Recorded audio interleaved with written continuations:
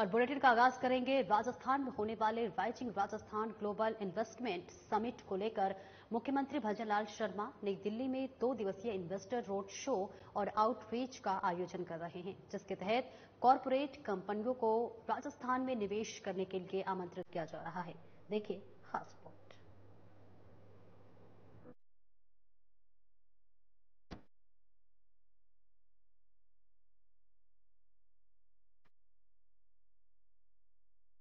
Rising Rajasthan global investment summit 2024 के तहत देशी विदेशी निवेशकों, कॉर्पोरेट जगत और राष्ट्रीय अंतर्राष्ट्रीय संस्थाओं को प्रदेश में निवेश के लिए आमंत्रित करने के लिए सीएम भजनलाल शर्मा के नेतृत्व में आज से नई दिल्ली में 2 दिवसीय इन्वेस्टर रोड शो और साथ ही आउटरीच का आयोजन किया जा रहा है। इसके तहत 30 सितंबर और 1 अक्टूबर को नई दिल्ली में 2 दिवसीय इन्वेस्टर रोड शो का आयोजन हो रहा है।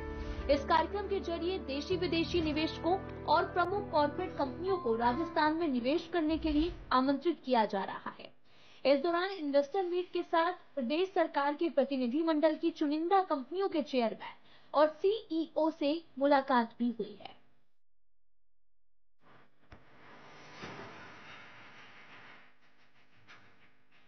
सीपीएससी कॉन्क्लेव के दिन यानी कि 1 अक्टूबर को केंद्रीय सार्वजनिक उपक्रमों के प्रमुख अधिकारियों से राजस्थान में नई परियोजनाओं और निवेश की संभावनाओं पर चर्चा होगी। वहीं एम्बेसडर राउंड टेबल में कई देशों के राजनयिकों के साथ बैठक की जाएगी, जिसमें राज्य में मौजूदा निवेश अवसरों पर चर्चा होगी। प्रमुख देशों में अमेरिका, ब्रिटेन, जापान, जर्मनी, दक्षिण कोरिया सहित अन्य देशों के राजनयिक शामिल होंगे। मुख्यमंत्री भजनलाल शर्मा इस कार्यक्रम के दौरान निवेशक कंपनियों के शीर्ष अधिकारियों से मुलाकात करेंगे। उन्हें राजस्थान में निवेश के आकर्षक अवसरों से भी अवगत कराएंगे। उद्योग और वाणिज्य मंत्री कर्नल राज्यवर्धन राठौर, मुख्य सचिव सुधांश पंत और उद्योग विभाग के प्रमुख सचिव अजिताभ शर्मा भी इस प्रतिनिधि मंडल का हिस्सा होंगे।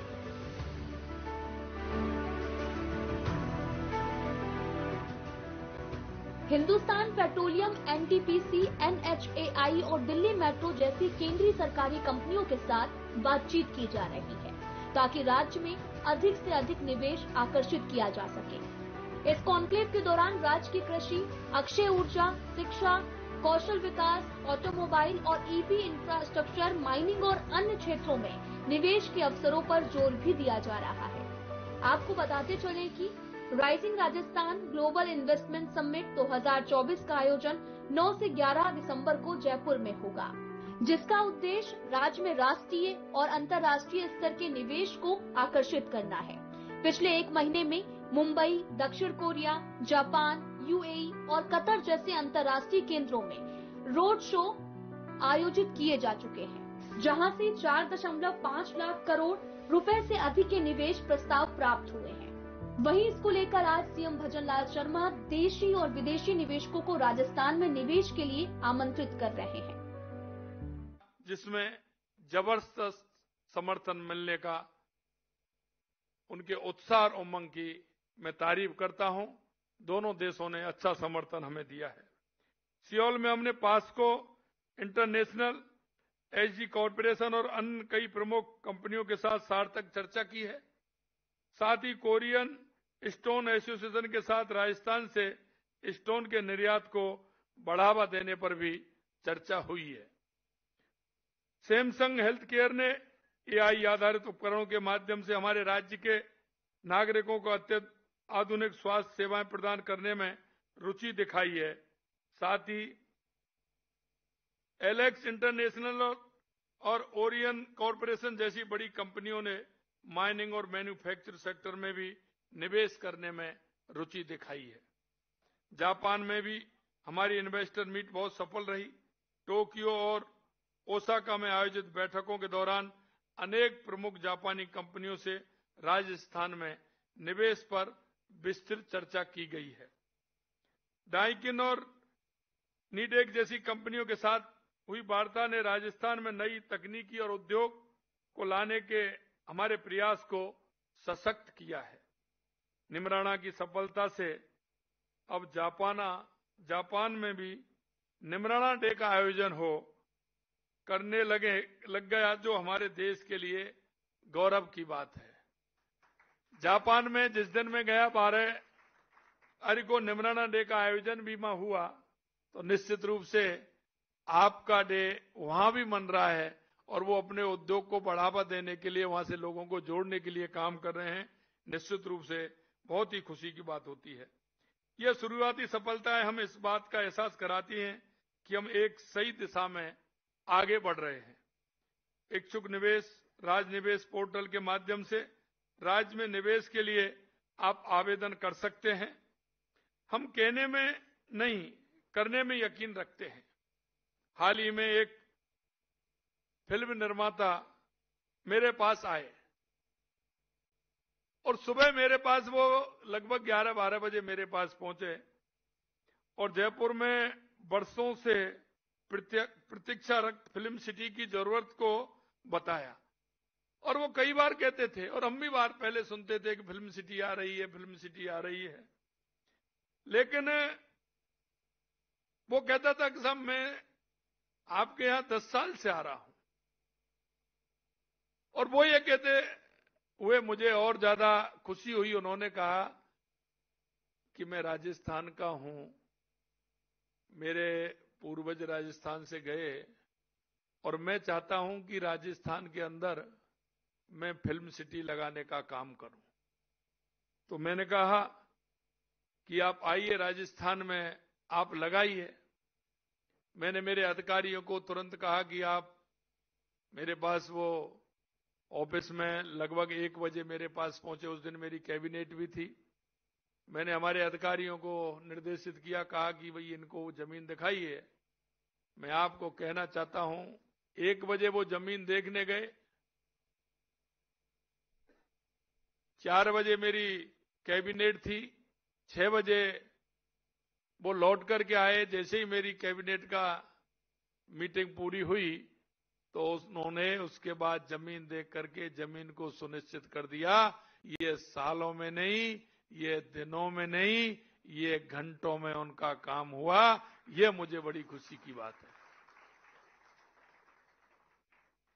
क्योंकि काम करने के लिए दृढ़ इच्छा शक्ति बहुत आवश्यक है। मैंने राजस्थान के अंदर, जैसा हमारे मुख्य सचिव जी ने बताया, कि हमने घोषणा की कि 5 साल में हम 4 लाख सरकारी नौकरी देंगे, 6 लाख हम प्राइवेट नौकरियां देंगे। अब आप देख सकते हैं आज मेरे को 9 महीने हुए हैं, 33,000 लोगों को नियुक्ति पत्र हमने दे दिया। 33,000 लोगों को नियुक्ति पत्र दे दिया और कल ही हमने लगभग 90,000 वैकेंसी कल हमने हमारी कैबिनेट में मंजूर की है। 90,000 वैकेंसी हमने निकाली है। मैं कहना चाहता हूं चतुर्थ श्रेणी कर्मचारी की भर्तियां अब लगाइए कि एक साथ 60,000 वैकेंसियां निकले। ये कब से नहीं हुई, क्यों नहीं हुई? लेकिन हमने तुरंत 60,000 वैकेंसी उसके लिए निकाली। 23,000 वैकेंसियां हमने हमारे सफाई कर्मचारियों के लिए निकाली और लगभग 7,000 के लगभग हमने हमारे जो चालक, हमारे ड्राइवर जो होते हैं, उनकी हमने वैकेंसी निकालने का काम किया है। और हमने कहा है कि इस साल हम सरकार के माध्यम से 1 लाख हमारे युवाओं को नौकरी देने का काम करेंगे। और मैं आपको विश्वास दिलाता हूं 1 लाख से ज्यादा लोगों को रोजगार देने का काम हम इस साल पूरा करके देंगे। क्योंकि मन में जब यह होता है कि हमें कुछ करना है, मन में यह होता है कि हमें कुछ करना चाहिए। और मैं इसीलिए आपसे कहना चाहता हूं कि आपको किसी भी तरह से राजस्थान के अंदर कहीं किसी तरह से कोई परेशानी नहीं होगी।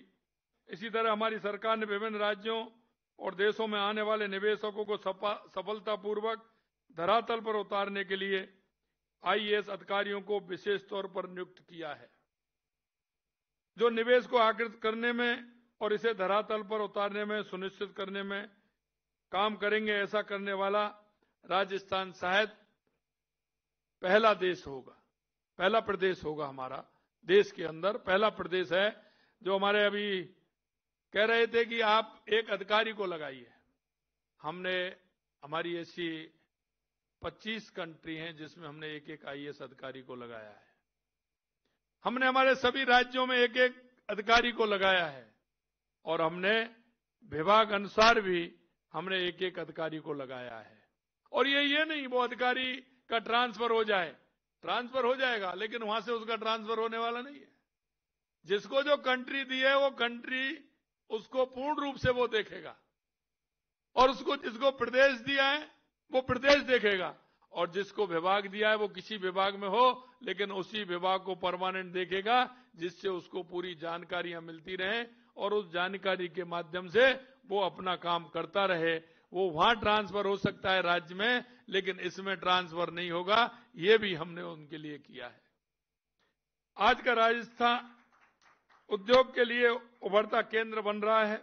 हमने प्रक्रियाओं को सरल और निवेशक केंद्रित दृष्टिकोण अपनाकर व्यापारिक माहौल को अनुकूल बनाया है। निवेशकों को सुविधा देना हमारी प्राथमिकता है। पहले ऐसे दिन भी थे जब निवेशकों के सपने सरकारी फाइलों में उलझकर दम तोड़ देते थे, लेकिन हम आपको विश्वास दिलाते हैं और आपके सामने भी आया है कि हमने 1 महीने पहले मुंबई में जो MOU किए थे, हमने इस कैबिनेट में उनको भी पास कर दिया और उसमें उनको जमीन आवंटित करने का हमने काम कर दिया। इसीलिए मैं कहता हूं, लेकिन आज हम नकारात्मकता से परे सहयोग, सकारात्मक और दूरदर्शिता के साथ एक नए कल के सपने बुन रहे हैं।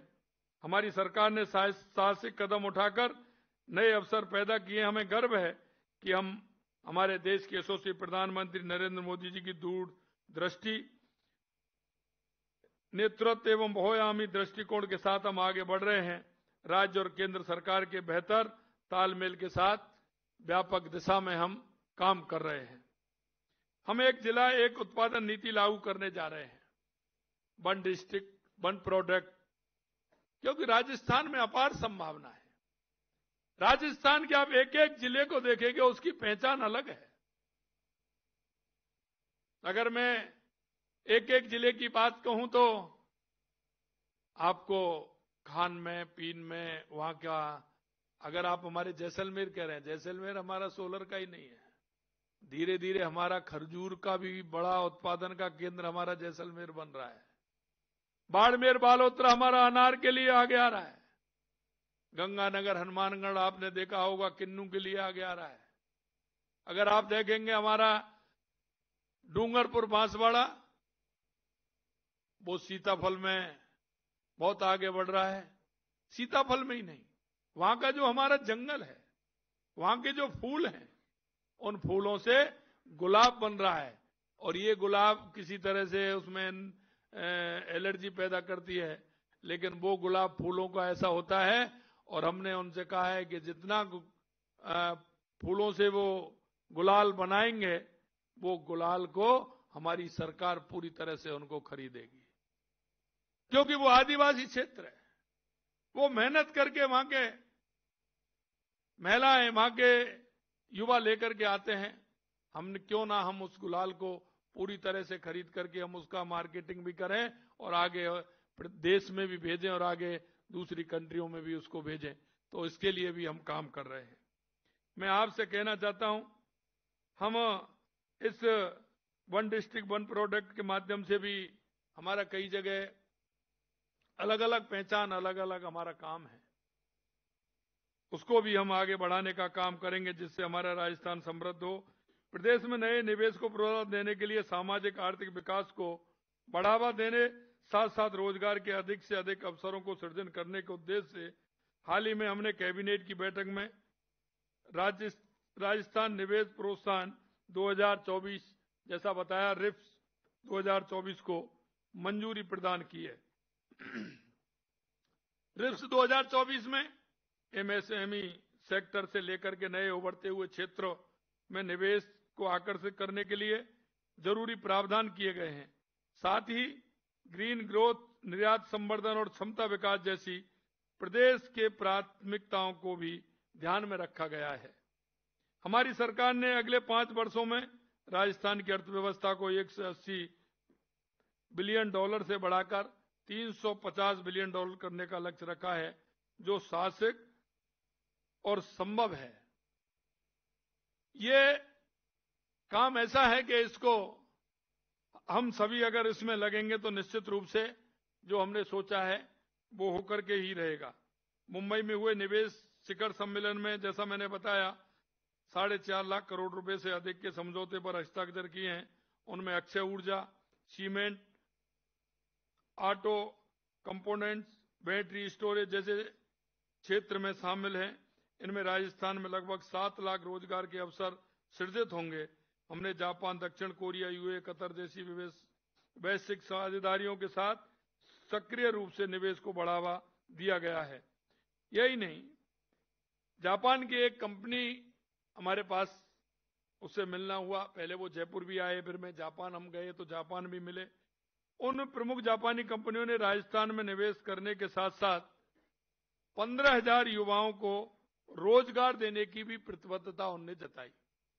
उन्होंने कहा कि हम 5 साल में राजस्थान से लगभग 15,000 ऐसे युवा जिनको हमें आवश्यकता है, नर्सिंग के क्षेत्र में, अन्य विभिन्न क्षेत्रों में, इलेक्ट्रॉनिक्स के क्षेत्र में, कटर पिटर उस क्षेत्र में, कई क्षेत्रों में उन्होंने बताया है। उसके लिए जब हम जापान गए तो हमें कई चीजों का महसूस भी हुआ, क्योंकि वो ट्रांसलेशन वाले हम लेकर के गए। लेकिन हमने सोचा क्यों ना हम कोई ऐसा काम करें जिससे कि हमारे प्रदेश के लोग वहां जाएं और जाने में उनको किसी तरह की परेशानी नहीं हो। तो हमने निर्णय लिया है कि विदेशी भाषाओं की शिक्षा के लिए एक नया कॉलेज खोलने का काम भी हम राजस्थान में करेंगे, जिससे कि वहां के हर कंट्री की भाषा सीख करके वहां उनको सुविधा मिल सके और वहां ठीक प्रकार से वहां जाकर के काम कर सकें। तो ये भी हमने निर्णय लिया है और इसका लाभ हमारे युवाओं को ज्यादा से ज्यादा मिले, तो हम इसे भी करने जा रहे हैं। राजस्थान में उद्योग के लिए निवेश की संभावनाएं प्रचुर हैं। हम नई औद्योगिक नीतियों के तहत औद्योगिक भूमि अधिग्रहण और विकास को सरल बना रहे हैं। खनन में भी नई नीति लागू की जा रही है। इसके साथ ही हमने कृषि प्रसंस्करण में डाटा केंद्रों, पर्यटन के लिए नई नीतियां बनाई हैं। राजस्थान सरकार ने 53,000 किलोमीटर की सड़कें बनाना और 2,750 किलोमीटर के ग्रीन फील्ड एक्सप्रेस विकसित करने का संकल्प ले लिया है। ऊर्जा के क्षेत्र में 2031-32 तक 33,600 मेगावाट ऊर्जा उत्पादन का लक्ष्य हमने रखा है। आप सभी को मैं निवेश के लिए, राजस्थान में निवेश के लिए आमंत्रित करता हूं। जहां हमारी नीतियां और संसाधन आपके व्यापार को बढ़ावा देने के लिए तैयार हैं, राजस्थान की समृद्धि और विकास में आप अमूल भागीदारी बना सकते हैं।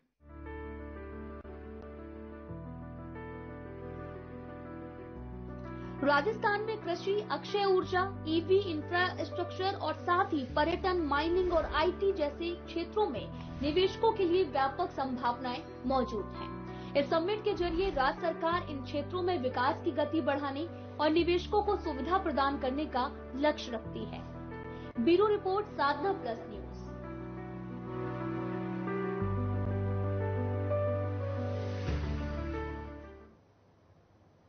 और वही राजस्थान सरकार में सैनिक कल्याण मंत्री कर्नल राज्यवर्धन राठौर ने नई दिल्ली स्थित मानेकशॉ सेंटर में आर्मी स्पोर्ट्स कॉन्क्लेव 2024 को संबोधित किया। कर्नल राज्यवर्धन राठौर ने कहा कि हमारी सेना देश की रक्षा के साथ खेलों में टैलेंट को पहचान कर उसे निखारने का काम कर रही है। जब देश और दुनिया महामारी से जूझ रही थी, तब हमने टीके बनाए, बुनियादी स्वास्थ्य सुविधाएं, ऑक्सीजन आपूर्ति की सुनिश्चित की। माननीय प्रधानमंत्री नरेंद्र मोदी के प्रेरणादायी मार्गदर्शन में हम खेलों को नई ऊंचाइयों पर ले जा रहे हैं। ओलंपिक खेलों में सेना ने बढ़ चढ़कर हिस्सा लिया है। सेना के लिए पदक जीतना स्वाभाविक है। और जयपुर में आईएएस राजन विशाल ने सोमवार को शासन सचिवालय में कृषि और उद्यानिकी विभाग के शासन सचिव का कार्यभार ग्रहण कर पंत कृषि भवन में विभागीय अधिकारियों के साथ बैठक की। इस दौरान आईएएस राजन विशाल ने अधिकारियों को ईमानदारी, कर्तव्यनिष्ठा, अनुशासन और सेवाभाव के साथ कार्य करने के निर्देश दिए हैं। उन्होंने कहा कि सभी अधिकारी अपने अपने कार्यों को पूर्ण ईमानदारी के साथ समय पर पूरा करें, जिससे आम नागरिक को विभागीय योजनाओं का लाभ समय पर प्राप्त हो सके। वहीं शासन सचिव ने कहा कि बजट घोषणाओं को धरातल पर लागू कर ग्रामीण क्षेत्र के अंतिम छोर पर बैठे कृषक को योजनाओं का लाभ दिया जाना सुनिश्चित करें।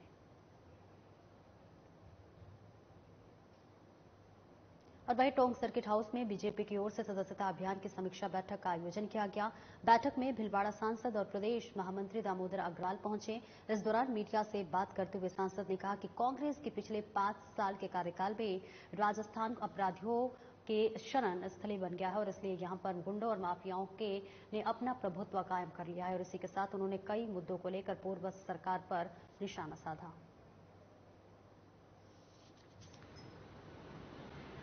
देश भर में अपना सदस्यता अभियान चलाए हुए है। दुनिया में जितने लोकतांत्रिक देश हैं, विशेष तौर से हिंदुस्तान में 50 राष्ट्रीय पार्टियां हैं। भारतीय जनता पार्टी सर्वाधिक अपने संविधान का सम्मान करते हुए 6 वर्षीय सदस्यता का अभियान चलाती है। बीच में कोरोना के कारण सदस्यता अभियान 2-3 साल डिले हुआ है, लेकिन भारतीय जनता पार्टी ने 2 सितंबर को जब नरेंद्र भाई मोदी को पहला सदस्य राष्ट्रीय अध्यक्ष जी ने बनाया। राजस्थान प्रदेश की 7 विधानसभाओं में होने वाले आगामी उपचुनाव को लेकर राजस्थान प्रदेश कांग्रेस कमेटी के सोशल मीडिया की प्रदेश कार्यकारिणी की ऑनलाइन बैठक संपन्न हुई। बैठक के मुख्य अतिथि राजस्थान प्रदेश कांग्रेस कमेटी के अध्यक्ष गोविंद सिंह डोटासरा रहे। इस दौरान डोटासरा ने बैठक में जुड़े पदाधिकारियों को आगामी उपचुनाव के संबंध में दिशा निर्देश प्रदान किया। उन्होंने कहा कि राजस्थान उपचुनाव के लिए सोशल मीडिया विभाग की पूरी सजगता के साथ महत्वपूर्ण भूमिका रहेगी। सोशल मीडिया के माध्यम से केंद्र और प्रदेश की बीजेपी सरकार के वादाखिलाफी और विफलताओं को आम जन तक पहुंचाया जाए।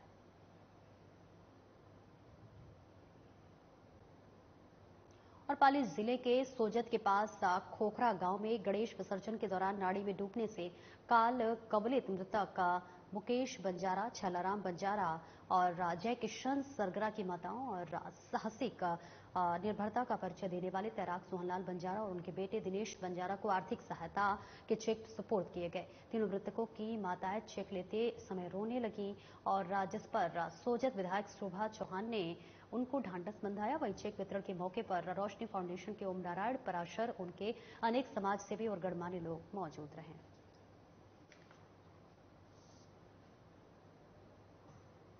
तो देखिए तस्वीरें आपको दिखा रहे हैं पाली से, जहां मृतकों के परिजनों को सहायता राशि प्रदान की गई है और जैसे ही जो मृतक की माताएं थी वो सहायता राशि प्राप्त कर रही थी, उस दौरान वो भावुक हो गई, रोने लगी। गणेश विसर्जन के दौरान नाड़ी में डूबे थे युवक, जिसके लिए आज सहायता राशि उनके परिजनों को सौंपी जा रही है। और इसी के साथ साथ साहसी तैराक जो थे सोहनलाल को भी चेक प्रदान किया गया। और फिलहाल इस बुलेटिन में इतना ही। दीजिए इजाजत, नमस्कार।